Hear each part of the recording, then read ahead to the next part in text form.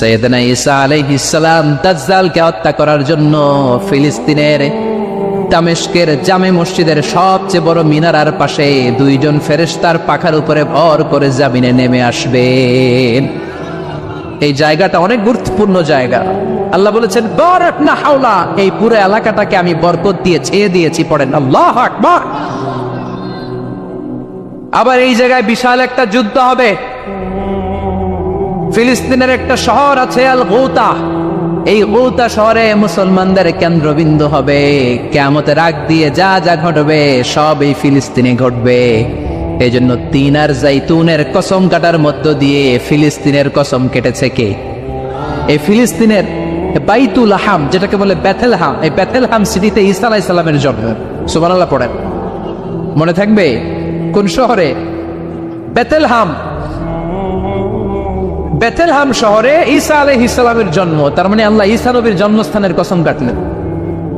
এরপরে আল্লাহ বললেন ওয়াতুরে সিনিন, তুর পাহাড়ের কসম, সিনাই পর্বতের কসম। তুর পাহাড় হলো মিশরে, মিশর হলো মূসা আলাইহিস সালামের জন্মস্থান।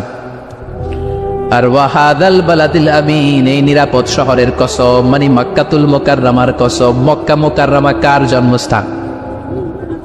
জোরে বলেন, আরো জোরে বলেন। বিশ্বনবীর জন্মস্থান।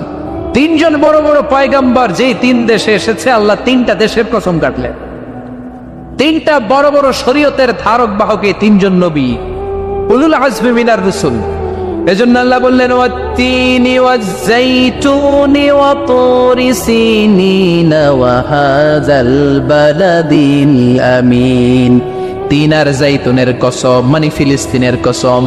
ওয়া তুরি সিনিন, তুর পাহাড়ের কসম, মিশরের সবচাইতে উঁচু পাহাড়, যে পাহাড়ের চূড়ার উপরে উঠে সাইয়েদনা মূসা আলাইহিস সালাম সরাসরি আল্লাহর সাথে কথা বলেছেন। ওয়া কাল্লামাল্লাহু মূসা তাকলিমা, সরাসরি without any media, without any via, সাইয়েদনা মূসা আলাইহিস সালাম আল্লাহর সাথে কথা বলতেন।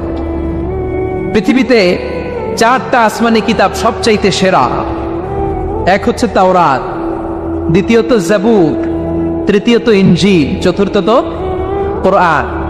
তাওরাত আল্লাহ নাজিল করেছেন সাইয়েদনা মূসা আলাইহিস সালামের উপর, জাবুর নাজিল করেছেন দাউদ আলাইহিস সালামের উপর, ইনজিল নাজিল করেছেন ঈসা আলাইহিস সালামের উপর, আর বিশ্বনবীর উপর নাজিল করেছেন কোরআন। ঠিক কিনা? এই তাওরাতকে রব্বুল আলামিন স্বয়ং নিজ হাতে লিখে কাঠের ফলকের মধ্যে, তক্তার মধ্যে লিখে সাইয়েদনা মূসা আলাইহিস সালামকে দিয়েছে। সুবহানাল্লাহ।